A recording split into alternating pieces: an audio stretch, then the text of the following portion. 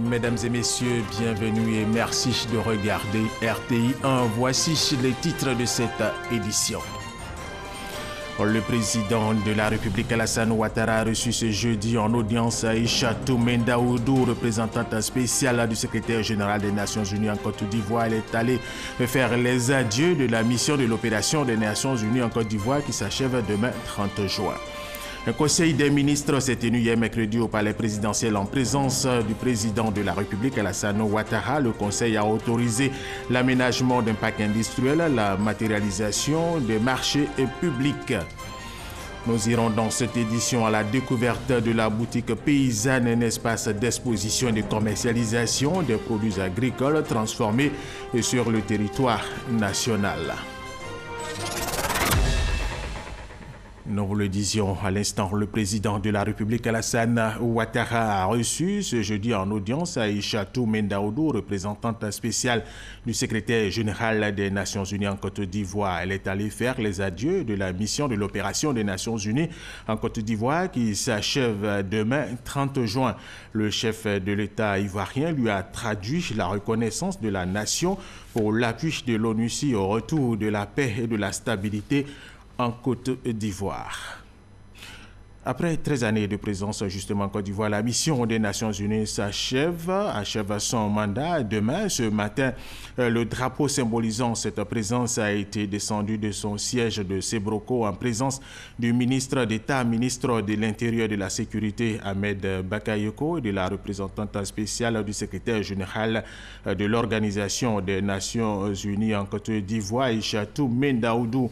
Les deux personnalités ont salué la collaboration entre l'ONUCI et la Côte d'Ivoire. Nous les écoutons. Cette cérémonie symbolique est émouvante. Elle est l'expression d'une mission réussie des Nations Unies dans le cadre du maintien de la paix dans un pays qui a connu une crise très grave, la Côte d'Ivoire. Et je pense que nous pouvons être fiers du travail accompli par tous ces agents qui sont venus ici, loin de leur famille, loin de leur pays, nous apporter leur contribution pour la paix, la renforcer et la maintenir. Je voudrais, en tout cas au nom du gouvernement, du président de la République, vous exprimer nos hommages à tous ces hommes et femmes qui ont mené cette mission pendant ces 13 années et vous adresser notre gratitude et nos félicitations pour le succès de la mission en Côte d'Ivoire. Car comme vous le savez, ce n'est pas toujours très facile ces missions de maintien de la paix, mais on est tous unanimes à reconnaître que celle en Côte d'Ivoire est un vrai succès. Et 13 ans après, cette cérémonie symbolique qui marque la fin de la mission de l'ONU nous interpelle, nous dirigeants ivoiriens et populations ivoiriennes, à poursuivre ce travail entre nous afin que nous puissions consolider cette paix qui est indispensable au développement de notre pays, qui est indispensable à la réduction de la pauvreté, qui est l'enjeu majeur, le défi principal de tous nos pays en voie de développement. Les mots que M. le ministre vient de prononcer sont des mots qui nous rassurent, j'allais dire. Parce que, comme vous le savez, tout un travail a été fait. Ce travail n'aurait jamais été possible sans l'engagement personnel, individuel et collectif de l'ensemble du gouvernement. Et sans également l'engagement de l'ensemble des Ivoiriens au niveau local. Nous avons visité l'ensemble des hameaux, des villages, des villes de Côte d'Ivoire. Et à l'occasion de ces différentes visites, les populations ivoiriennes ont marqué leur engagement résolu à tout mettre en œuvre pour que la paix revenue en Côte d'Ivoire soit maintenue.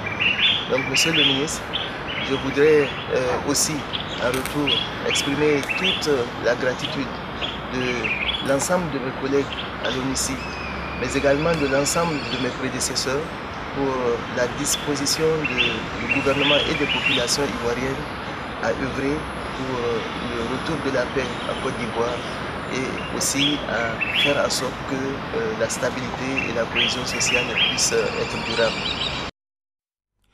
Deuxième grand titre de cette édition, un conseil des ministres s'est tenu hier mercredi au palais présidentiel en présence du président de la République Alassane Ouattara. Le conseil a autorisé l'aménagement d'un parc industriel, la matérialisation des marchés publics. Awa Touré y était pour RTI 1.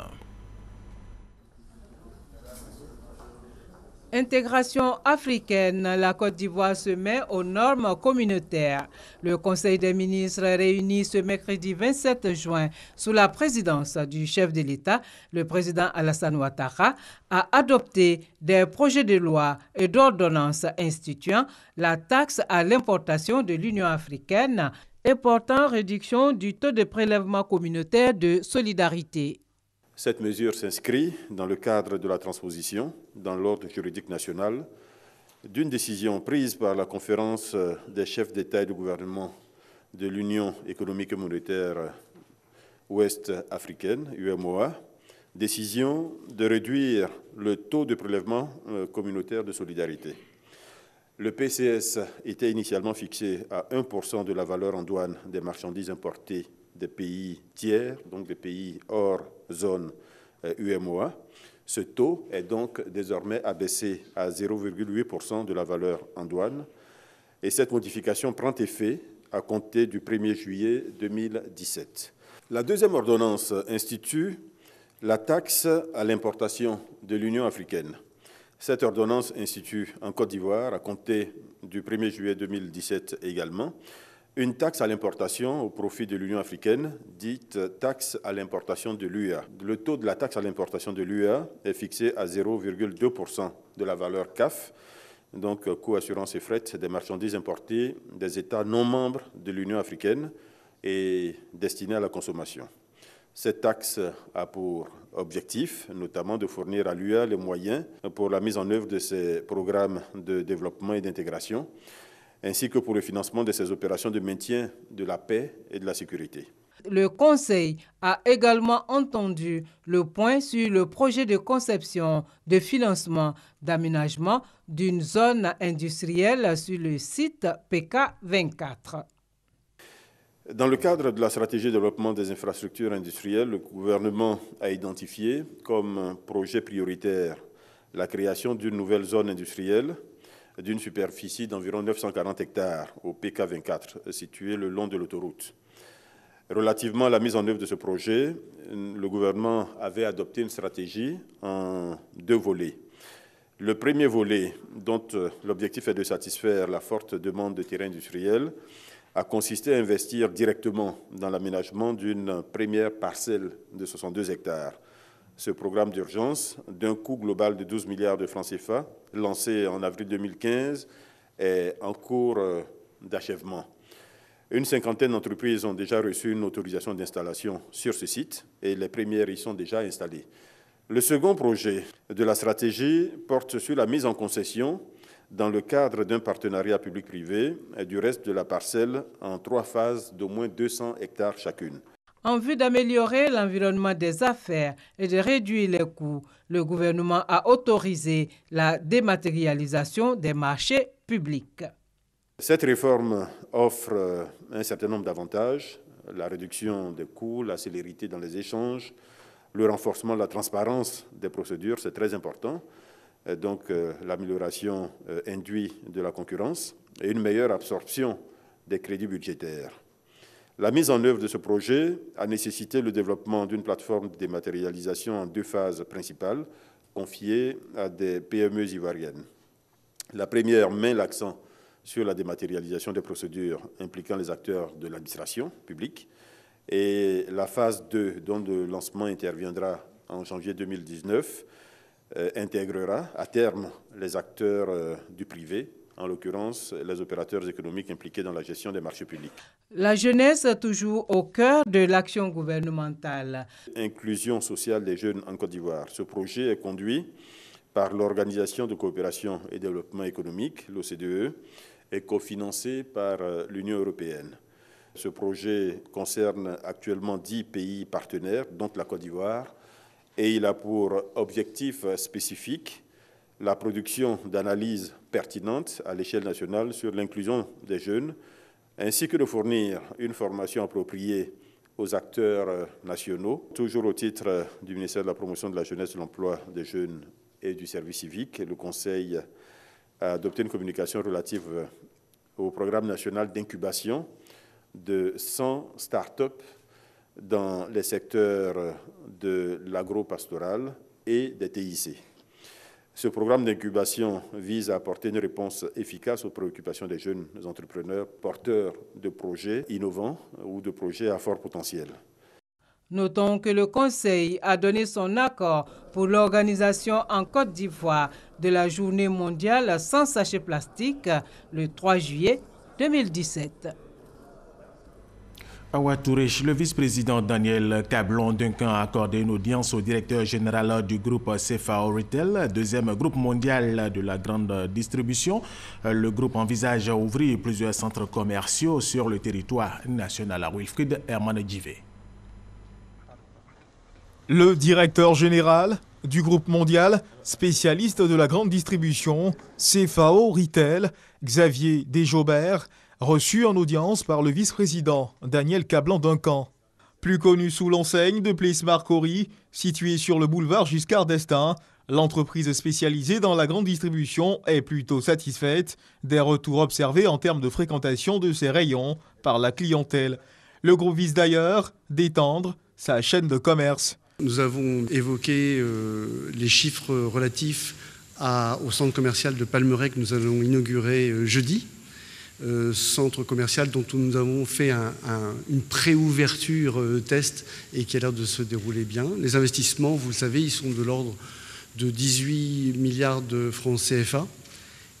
Ils concernent aussi l'embauche de plus de 300 personnes, 320 personnes très exactement. Donc vous voyez que nous continuons notre stratégie qui consiste à investir en Côte d'Ivoire dans le domaine de la distribution, mais aussi à embaucher, à former de nouveaux collaborateurs. Et puis nous avons des projets sur des villes comme Bouaké, sur des villes comme Bassam et d'autres encore. Certains de ces 320 agents sont issus de l'agence Carrefour de Marcory, du fait des accords passés entre le groupe CFAO Retail et le gouvernement. Ceux-ci ont bénéficié d'une formation qualifiante et diplômante, ainsi que de certains avancements. Les activités du Premier ministre Amadou Gon Coulibaly, il a reçu le directeur général du Millennium Challenge Corporation Afrique, Jason Asmal. Jason Asmal est allé lui faire le point de sa mission en Côte d'Ivoire. Gabriel Zadé. Leurs discussions ont porté sur le programme compact auquel la Côte d'Ivoire est éligible depuis décembre 2015. Des secteurs d'investissement viennent d'être définis avec le Premier ministre. C'était un encouragement pour le gouvernement ivoirien. Nous avons eu un très bon partenariat avec le gouvernement de Côte d'Ivoire dans le développement de ce compact. Et en allant de l'avant, nous sommes venus nous assurer que nous ayons tous les engagements du gouvernement ivoirien en ce qui concerne la mise en œuvre du compact. Nous avons un investissement dans le secteur éducatif qui vise à accroître les compétences de la jeunesse ivoirienne pour pouvoir répondre aux demandes en termes d'employabilité du secteur privé et également des besoins d'industrialisation du pays. Pour atteindre cet objectif, nous avons en tête la construction de collèges de proximité dans 2 régions du pays. Nous avons travaillé également en partenariat avec le ministère de l'Éducation et le secteur privé pour développer des centres de formation professionnelle qui seront gérés par des membres du secteur privé. Le programme Compact a un coût d'investissement de 524 millions de dollars, soit environ 265 milliards de francs CFA. Le pays a fait d'énormes progrès dans plusieurs secteurs, notamment la santé, l'éducation et la lutte contre la corruption, pour être sélectionné à ce programme inclus dans le MCC. Gabriel Zani, cérémonie de restitution de 2 projets dans le domaine éducatif ici à Cocody. Il s'agit d'un projet d'adaptation au nouveau programme scolaire français et du lancement de la première édition du concours C'est ton droit. Astou Touré. Pour faire des enfants issus d'établissements privés français implantés en Côte d'Ivoire, des citoyens épanouis, intégrés à leur culture et à celle des autres, un projet a été mis en place. Il s'agit spécifiquement d'adapter au nouveau programme français le contexte ivoirien ou africain. Cette initiative est encouragée par Kandia Camara, ministre de l'Éducation nationale, de l'enseignement technique et de la formation professionnelle. Une telle disposition vise à développer les principes et les modalités d'un cursus d'éducation à la citoyenneté à la fois exigeant, fidèle à nos valeurs traditionnelles, mais ouvert sur le monde. Je puis vous l'assurer. C'est ainsi que nous réussirons ensemble à façonner l'image d'une Côte d'Ivoire résolument engagée sur le chemin de l'émergence, soucieuse d'occuper sa place dans le concert des nations, en collaboration avec un pays, la France, qui partage avec nous tant de valeurs à portée universelle. Autre temps fort de cette cérémonie, le lancement de la première édition du concours C'est ton droit. Cette édition a enregistré la participation de 3 établissements d'enseignement public secondaire de la commune de Cocody et un établissement d'enseignement privé de 3 Français. Ce concours se veut un puissant outil de lutte contre le droit des enfants. Le thème retenu est le droit des enfants d'aller à l'école. Dédicace de l'œuvre Ado, notre chance de l'auteur Adrien Kwasi Konan. Dans son livre, l'auteur met en exergue les actions de paix et de développement menées par le président de la République Alassane Ouattara. Ahmed Traoré, Lansine Bakayoko. Rendre hommage au président Alassane Ouattara pour les actions qu'il a menées en faveur du développement et de la paix. C'est à cet exercice que s'est livré Adrien Kwasi Konan dans son œuvre intitulée Ado, notre chance. Ce rendez-vous vise également à reconnaître des personnalités qui, selon l'auteur, ont soutenu les idéaux du Rassemblement des oufouettistes pour la démocratie et la paix, RHDP. Hier, le président était un peu, je dirais, titillé, mais aujourd'hui, au pouvoir, il fait l'unanimité sur sa manière de travailler. C'est un homme. Nous partons du fait que, sur le plan exclusivement travail, il fait l'unanimité. Voilà pourquoi il a une chance pour la Côte d'Ivoire. Il a été notre espoir, il a aujourd'hui notre chance. Parce que nous sommes convaincus qu'il va laisser une Côte d'Ivoire paisible, une Côte d'Ivoire développée, une Côte d'Ivoire en paix. Une démarche bien appréciée par les cadres de la coalition oufouettiste. Il est très important de soutenir au moment indiqué celui qui est là, celui qui est au devant, que Dieu nous a permis d'avoir. C'est de le soutenir surtout, simplement et humblement, pour que nous puissions tirer les valeurs essentielles de la personne pour que dans cette communion, nous en arrivons à construire le pays et une Côte d'Ivoire qu'on aurait tous souhaité. Ado, notre chance est un essai de 267 pages. Son auteur entend parcourir toute l'étendue du territoire national pour la promotion de l'œuvre et partant mettre en lumière les actions du président de la République, Alassane Ouattara. Le ministre de la Promotion de la Jeunesse, de l'Emploi et du Service civique, Sidi Touré, a procédé au lancement d'un programme de réinsertion des jeunes en situation de handicap. On en parle avec Astou Touré. Yacouba fait partie des 1500 personnes en situation de handicap et en quête d'emploi que compte la Côte d'Ivoire. Vivre avec un handicap, une situation difficile, surtout quand il s'agit de trouver un emploi.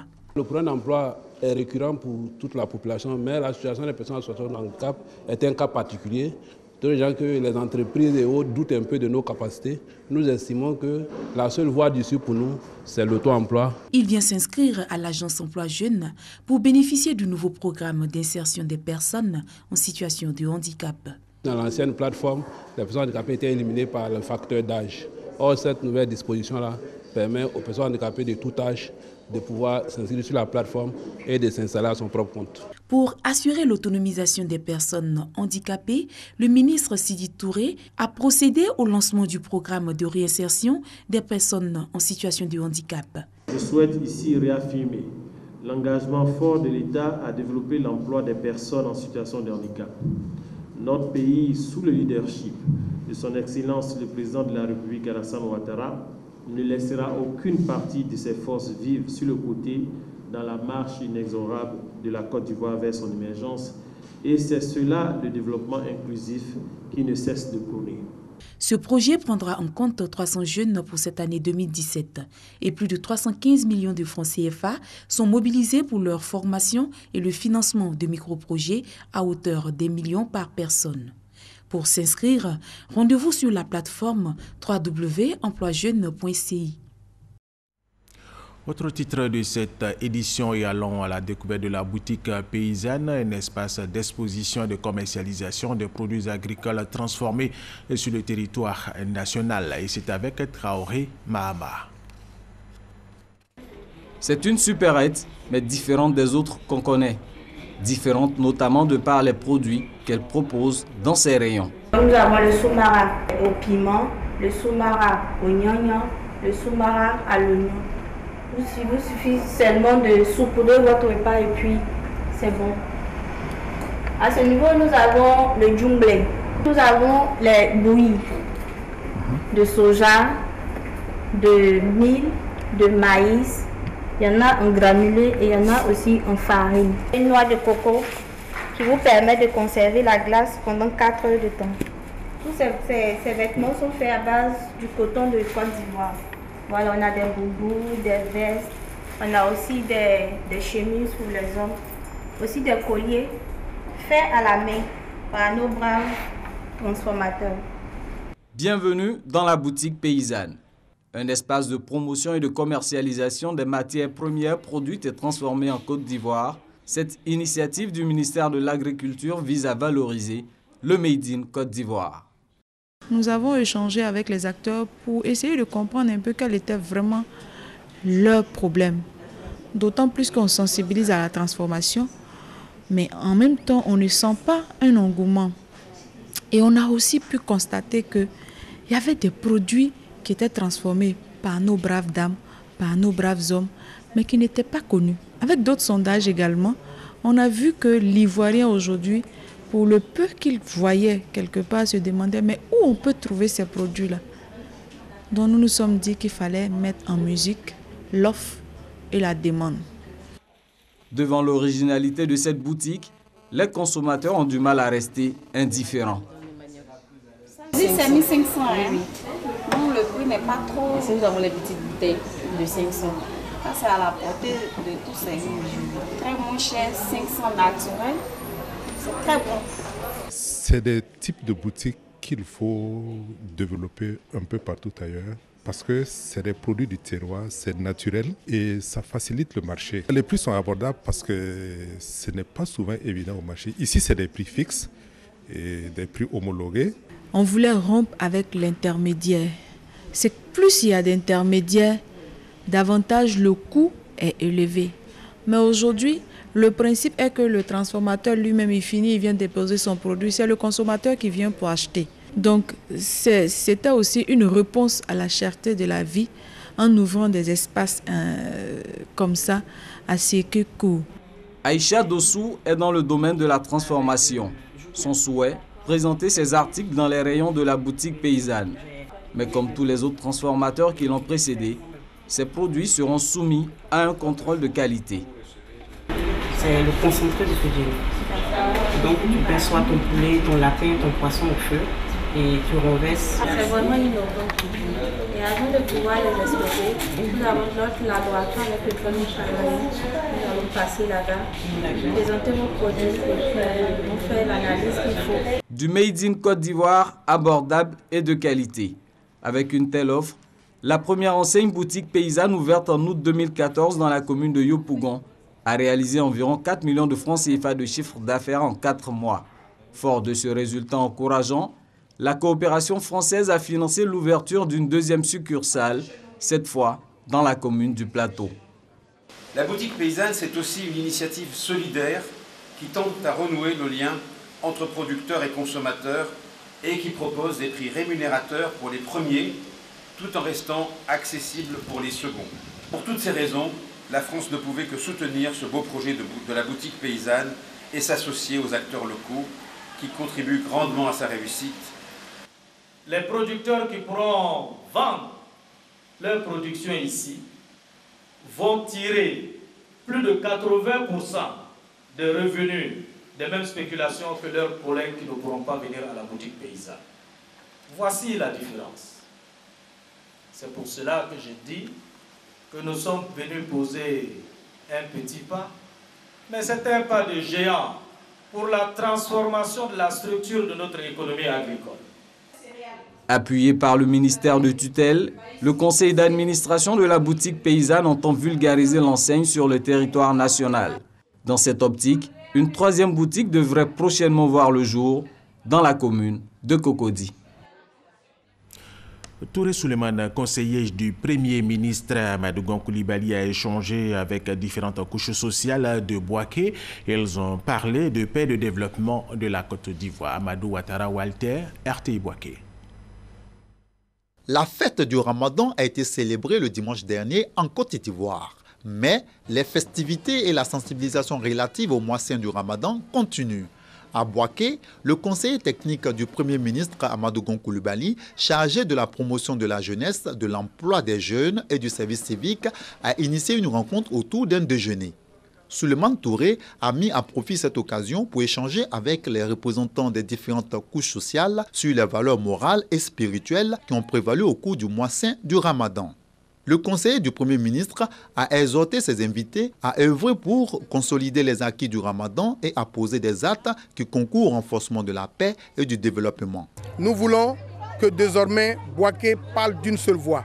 Que nous, fils de Bouaké, hommes politiques de quelque bord que ce soit, ensemble, nous aiderons le président à développer la Côte d'Ivoire. Les leaders religieux, politiques, les responsables de jeunes et de communautés ont apprécié cette initiative. Le mois de Ramadan qui vient de finir doit nous interpeller au pardon, parce que tout part du pardon. Si on accepte de pardonner aux autres, on cultive l'esprit de paix.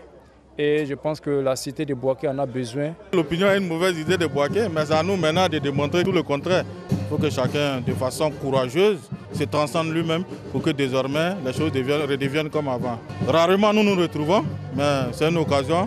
Chapeau à Souleymane Touré.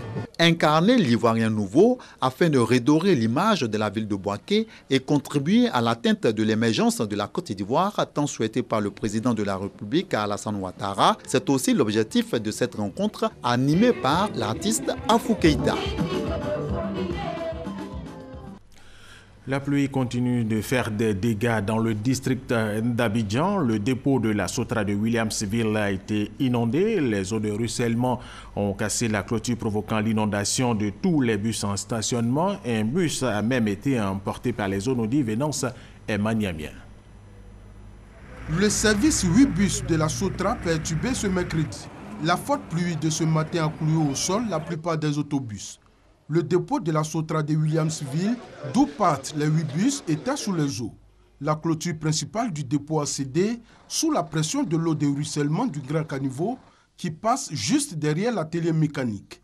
La montée des eaux au sein de l'établissement a failli coûter la vie aux agents en service. Le mur de l'atelier a cédé. Donc l'eau qui vient de là-haut est en train de couler. Je suis sorti, j'ai dit à mon collègue, sauf qui peut, hein. Déjà au niveau de ma poitrine, l'eau avait ma poitrine. Donc j'ai dit, allons-y. On s'est tenu main dans main. Il y a un vigile qui avait nous dit, le courant d'eau qui passe de l'autre côté là-bas, ça va nous emporter. Donc il faut qu'on se serve. Mais allons-y, ne soulevez pas vos pieds, traînons les pieds. Le mur a cédé seul avec le véhicule qu'il a emporté. Donc ça permet l'eau d'aller au dehors. Les agents doivent leur salut à un bus emporté par les eaux qui a cassé un pan de la clôture donnant sur la voie principale à Bobo Adjamé. Informé, le directeur général de la Sotra s'est rendu sur les lieux pour faire le constat. Depuis 5h moins le quart du matin, nous avons été alertés que notre installation a été complètement inondée. Et devant cette situation, nous avons subi de grands dégâts matériels. Dieu merci, nous n'avons pas eu de victimes, mais le dégât matériel est important. Le directeur rassure, la plupart des autobus sont en bon état. Le service devra donc reprendre l'après-midi. Les services de 8 bus ne pourront pas fonctionner ce matin, mais nous les assurons que cet après-midi, tout rentrera dans l'ordre pour ce qui est de l'exploitation. Maintenant, des dispositions vont être prises pour réparer très rapidement les dégâts que nous avons subis. Et comme annoncé, les 8 bus ont repris le service cet après-midi sur les différentes lignes de Cocody. Terminons avec cette information. Le président américain Donald Trump a accepté l'invitation de son homologue français Emmanuel Macron d'assister au traditionnel défilé militaire du 14 juillet sur les Champs-Élysées à Paris en France. À cette occasion, des soldats américains participeront à ce défilé aux côtés de leurs camarades français. Voilà, c'est la fin de cette édition. Merci de l'avoir suivi. Restez avec nous sur RTI 1.